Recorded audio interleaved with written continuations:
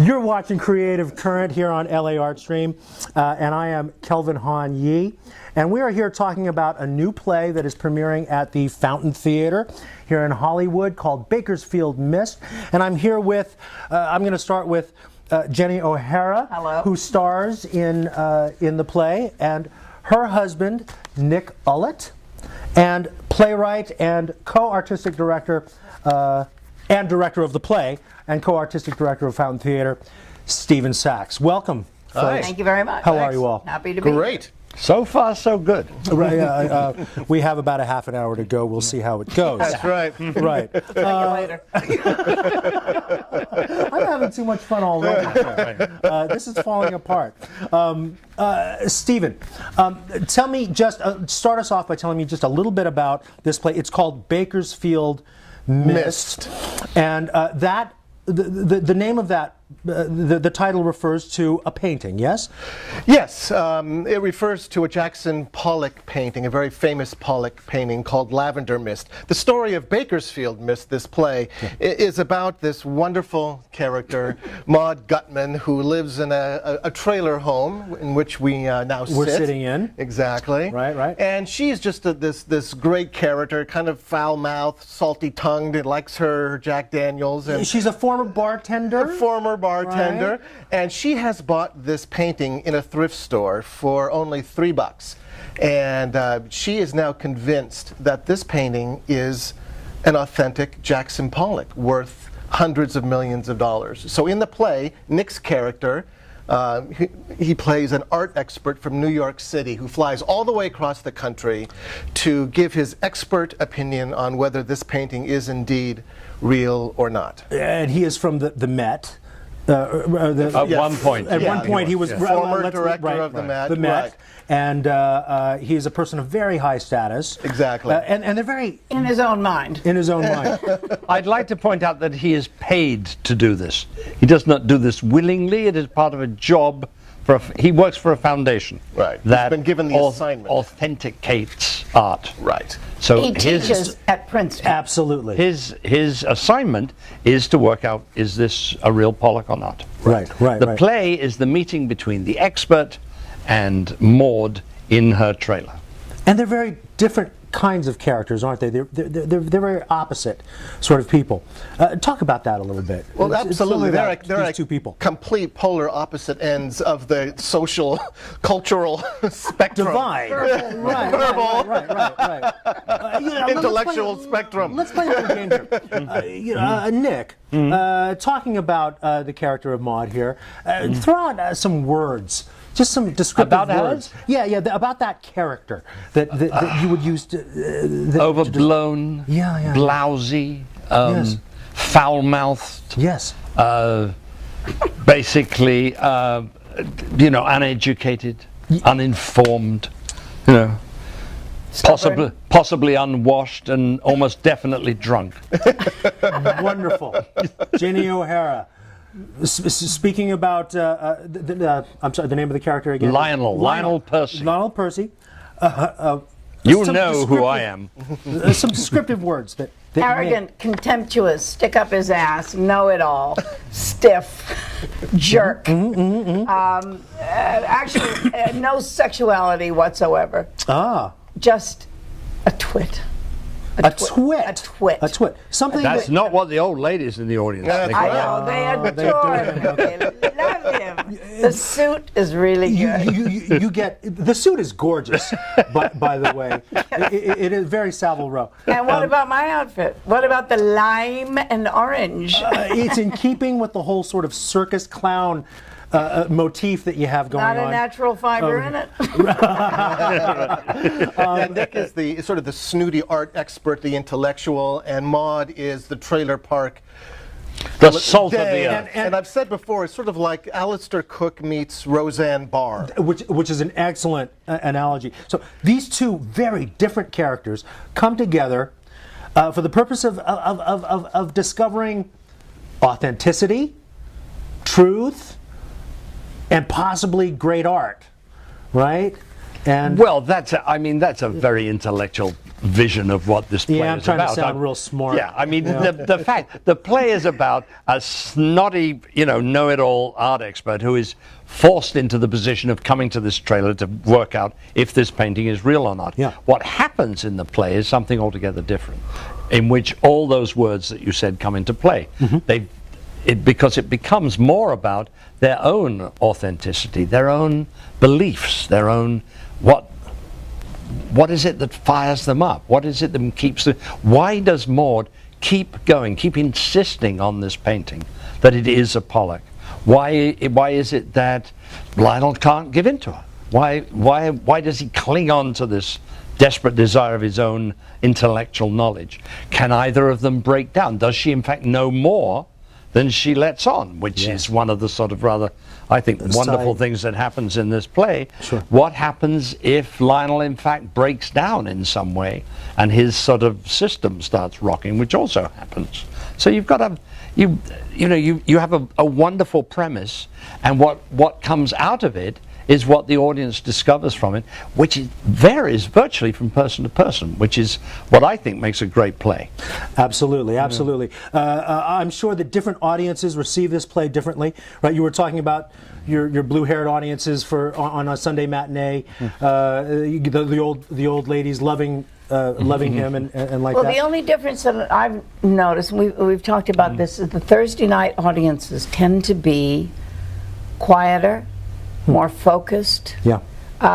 It's less funny to them, but they are absolutely hanging on every word. Not that the other audiences are, but they are less demonstrative until the end of the play, when they stand up and yell. It may be something about the culture of Thursday night versus the culture of Saturday night. I think it is. Saturday night is the night you go out for dinner and drinks. And now ask us what each of us think about our own characters.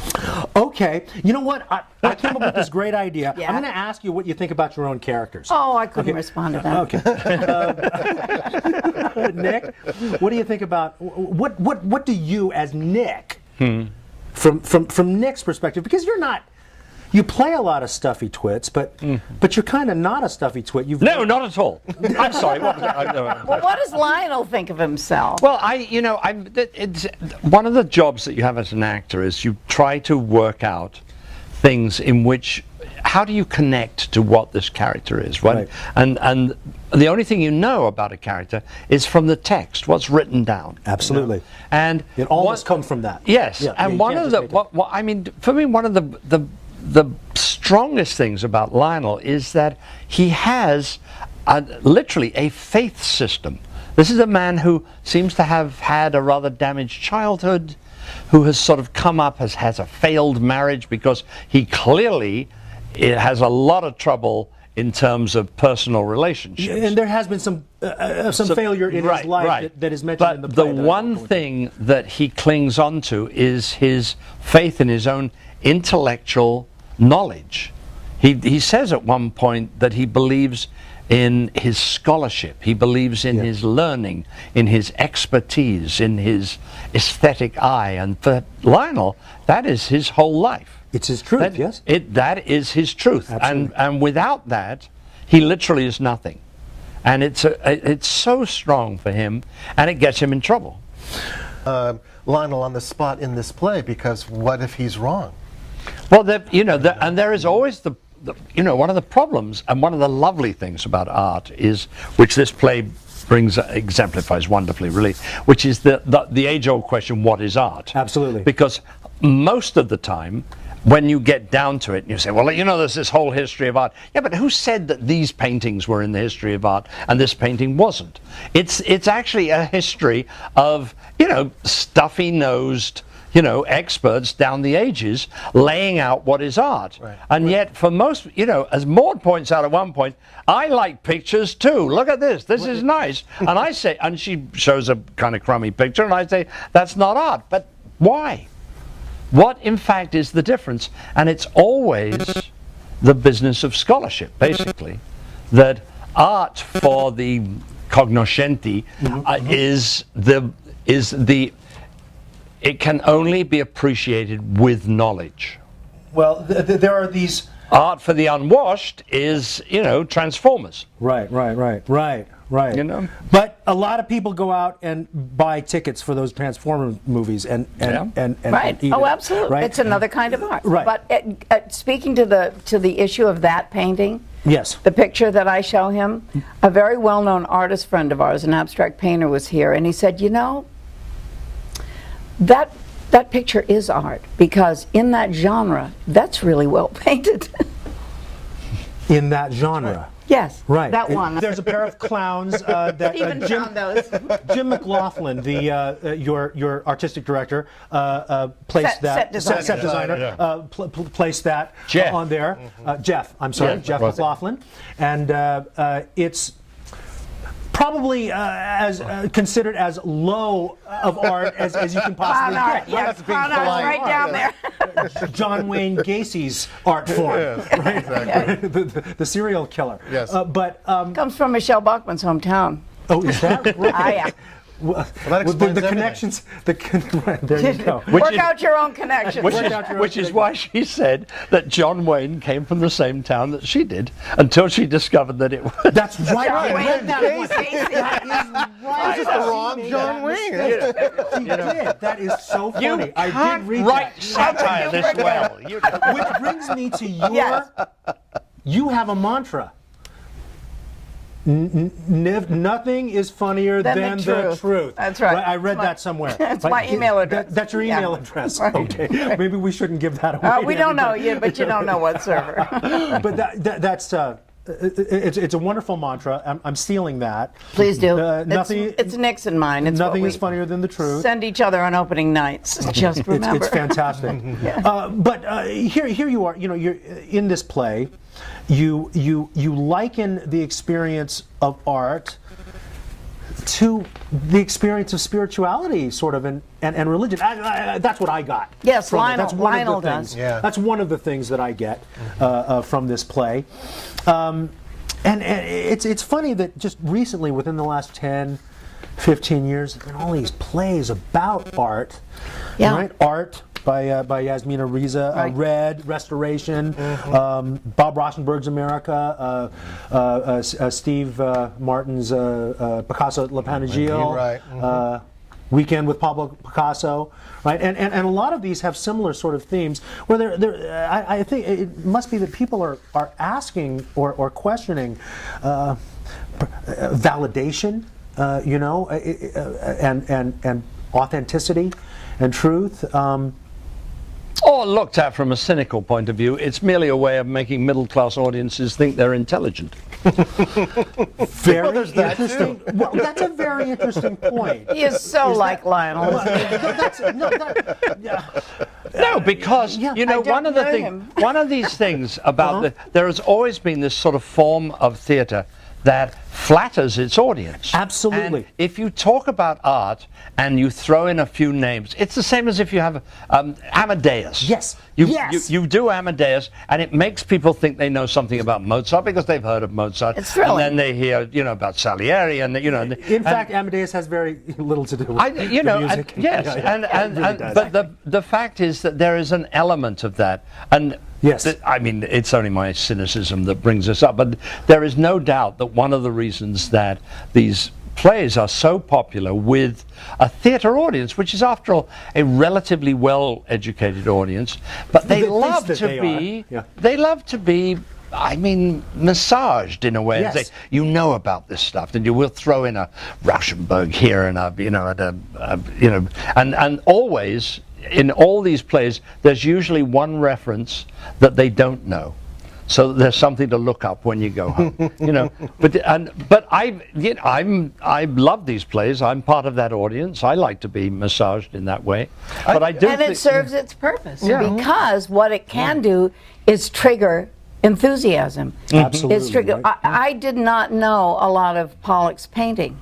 I looked up Lavender Mist on the internet, and I thought, my God, that's really cripplingly boring.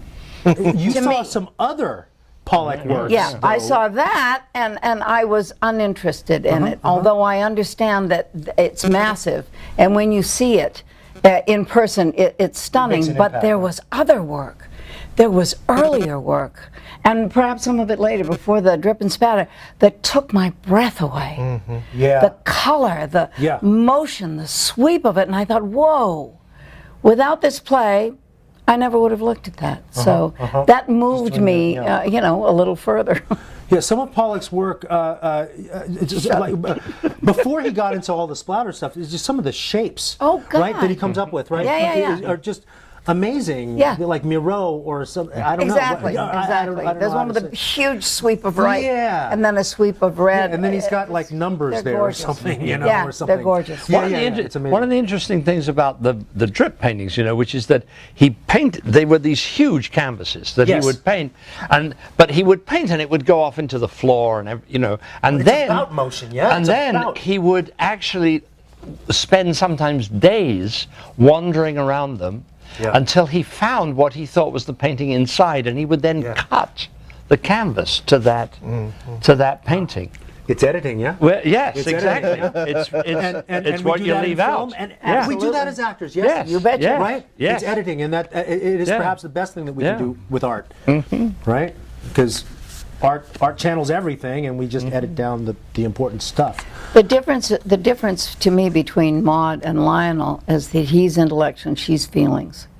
She says, this is a Pollock, I know it is, I feel it.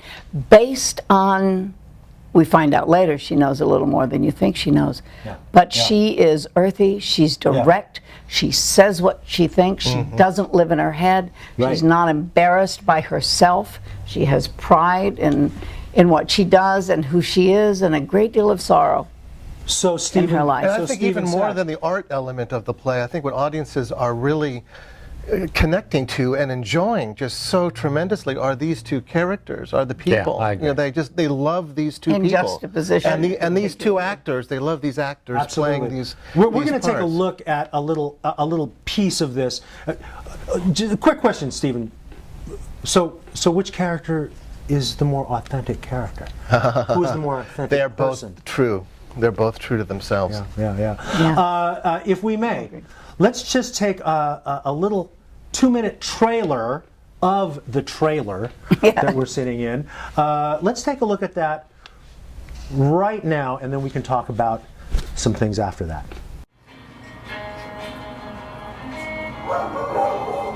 Shit!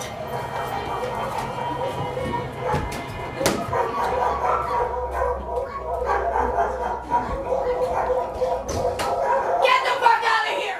I gotta thank you for taking my case. Flying all the way out here. Busy, important man like you must have better things to do. You have no idea. Is there a Mr. Gutman? There was. Was? He's gone. Dead? Let's hope. How long have you resided here at Sagebrush Trailer Park? 33 years. By yourself? Sometimes. Sometimes not. You're ignorant, woman! You're stupid! I am not stupid! Yes, you are, for believing in something that's beyond your understanding! You...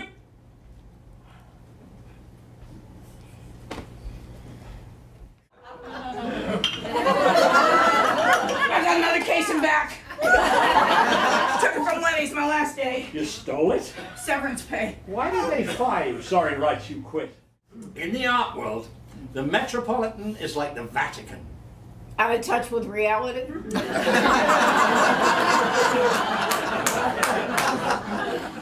One must enter the art world like one enters the priesthood to serve a higher power. The work of art is both human and spiritual. A painting, a sculpture, a tapestry is a physical thing expressing the non-physical, the beyond physical. Great art has spiritual power embedded within it.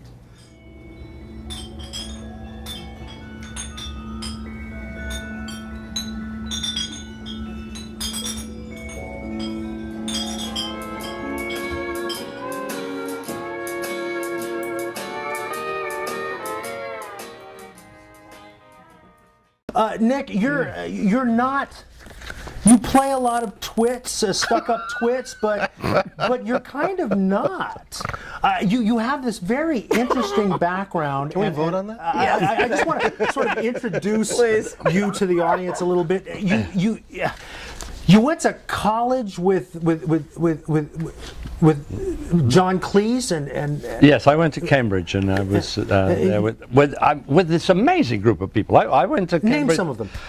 Trevor Nunn, the director. Yeah. Stephen Fryers, the film director. They were all there? Yes. In McEwen, no, not the McKellen? McKellen, thank you. Ian That McKellen. guy. That's the first play I did there. I played a poet in Camus' Caligula, a play that should be avoided at all. Is that right? And have been. Yes, Albert Camus. Yes, wrote a play about Caligula. Yeah. Okay. Do the best you can. Okay. You know, it's not a Believe farce. that. Okay. It's not a farce. No. It should be. Yeah. Directed as a farce. Yeah. No, Graham Chapman was there from Monty Python. John Cleese was there. The absolute ghastly man whose name I can never remember now, who was like the everything in English television, interviewed Nixon. Was it David Frost? David Frost. David Frost took my first girlfriend, Oh, for which I Damn it, never what a forgave him. bastard. I know. Yes. Yes. What a jerk. Mind you, what does that say about her taste? Exactly. And yours, conversely. And then you were. And then I came over here. Yeah, I yeah. came to America as half of a comedy team. You were on the Ed Sullivan Show. Yes, we did 7 of those. That was you very were, exciting. Also, we saw all of America, which was an amazing way to come that's great. to a country and try and make people laugh, you know, in what you thought was your own language, and realize they don't think that's funny at all. They, hello, folks. What is he doing? And then CBS didn't think you were very funny either. No, we were Right? we were banned You from were CBS. banned from Yes. CBS. Right, for doing a sketch Can about... I shake your hand? Yeah. That's great. I love that. Yeah, So you were banned from CBS for doing a sketch about Christmas Carol, about the Christmas Carol for a Christmas show hilarious. on a series that Carol Burnett had called The Entertainers. It was really fun. I mean, it was, you get banned, and then, you know, the guy who bans you gets fired, you know, and You're then back. And they bring him then you're back. You know, it's the wonderful way of, you know, it's corporate thinking that gets. And then you were an ad man, a madman for a while. I was in the 70s, from That's 70, fascinating. the end of 72 all the way through until about 81. With J. Walter Thompson, which is J. a Walter good Thompson, outfit. yeah. It's Yeah, a very yeah. good outfit. Right? Yes, you know, basically lying through your teeth in order to sell the beauty of the great American product, you know. Well, you sold the beauty of Playboy for a little while, didn't you? that was not with J. Walter Thompson. That Oh, was okay, well, that was your own idea. No, no, I got hired to. That was another one of those wonderful things that happens in your life. They hired myself and an art director to start an in-house agency, which we did. We set up an In-house in Playboy? Yes, to handle idea. all their advertising. Very good idea.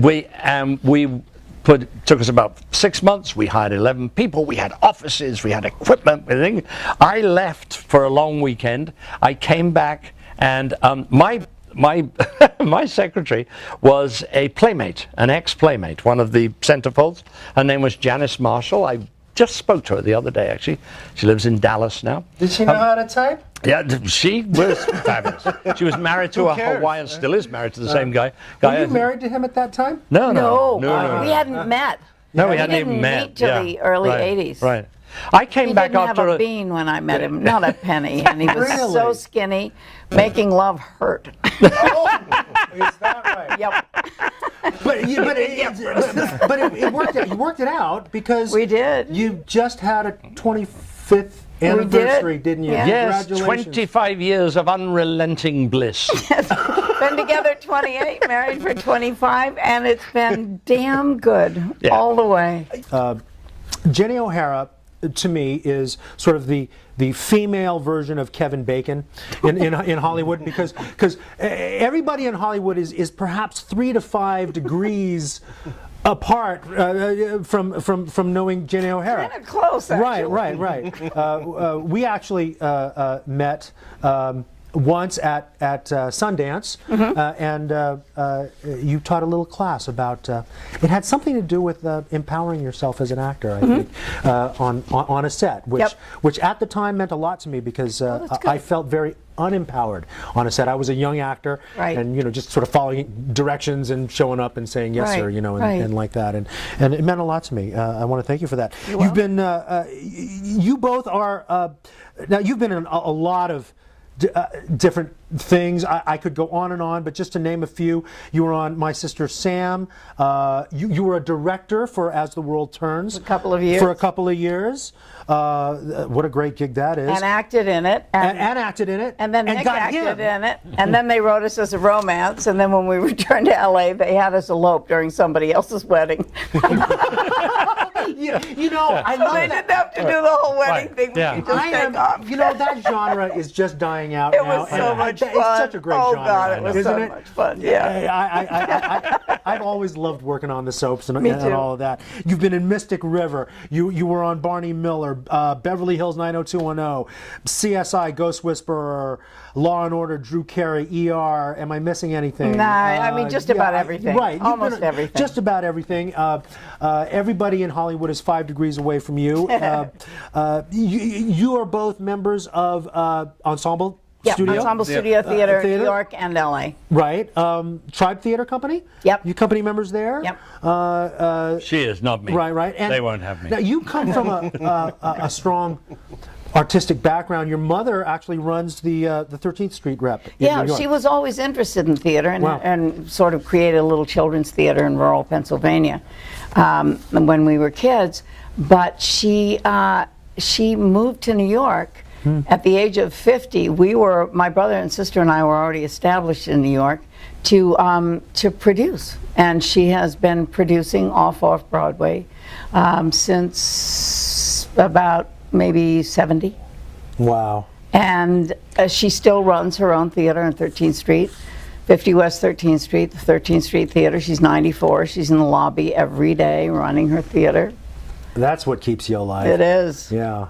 Yeah, doing the most important thing that human beings do, I think, which is storytelling. I really, truly believe that it is the most important thing that we do. It's a little bit more important than math, which is also important, but I think storytelling is more important. I think so. And it can encompass math. It can encompass math, absolutely. Stephen, you've been here at the Fountain Theater for 21 years. Right. Right. You've had 8 plays produced around the country. Your adaptation of Gilgamesh was very well received. That must have been a bear.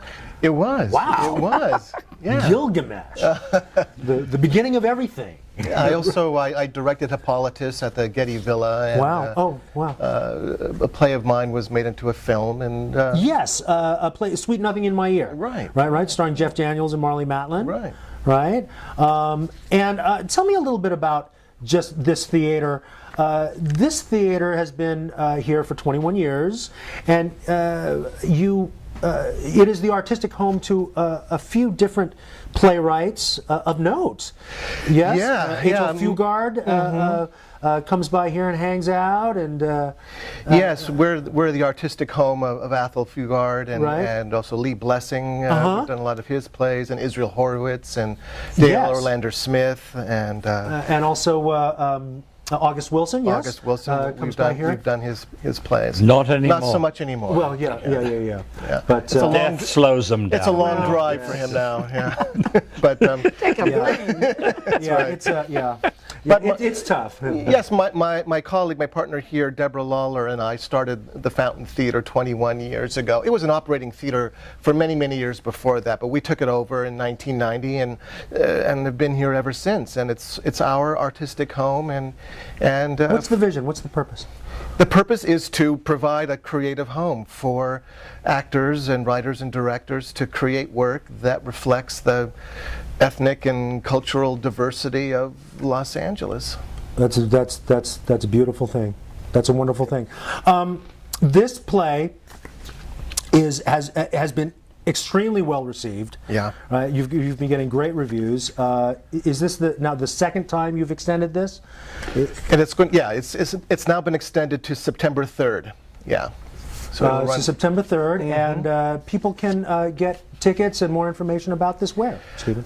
You can call the box office at 323-663-1525, or you can go to our website, which is fountaintheater.com. And this is running what nights? Performances are Thursday through Saturday nights at 8 and Sundays at 2 through September 3rd. Through September 3rd. And that's 323-663-1525. Don't forget it. Or in New Jersey, it's still 323-663. But it's a long distance call. 1525. And you can also visit our Facebook page as well. And please call, because we have been selling out and you need reservations. It's a big hit. Of course. Doing very well. Of course you're selling out. Okay, and I know that that you have a show to do tonight. No. Oh, you don't have a it's show to do Wednesday tonight? No, we're going to lie around. Oh, nice, Yes. nice. No, you guys have a great marriage. You're going to have dinner together tonight? Yeah. Yeah. What do you think you're going to have for dinner? Cold lamb, Oh, that's corn on the Corn, cob, yeah. spelt. And right. Spelt or Spelt. Smelt? Spelt. Spelt? Spelt. Oh, God, it's fabulous. What is spelt? It's a grain, farro. Oh, okay, yes. Soak Okay, it I know overnight what that and then, is. you know, cook it a little and yes. throw veggies in there. If oil you and want one of vinegar. those gluten-free things, Absolutely. Well, I kind of baby. stay away from carbohydrates myself. I kind of stay away Spelt's from got starch lots and of stuff like that. carbohydrates. But this is Yeah. of them. Yeah, It's a high protein. It's of them, but it's not with them. It's not as No. carbohydrate laden. No. Yes. Oh, Sorry. shoot. Yes. Forgot to buy hummus. Damn it, just remembered. Sorry. You Forgot can to take buy that. hummus. We're gonna get out of the show right now. So Right. Because we have to leave to buy hummus. And buy hummus. Yes. This has been Kelvin Hanya. You've been watching Creative Current on LAArtstream.com.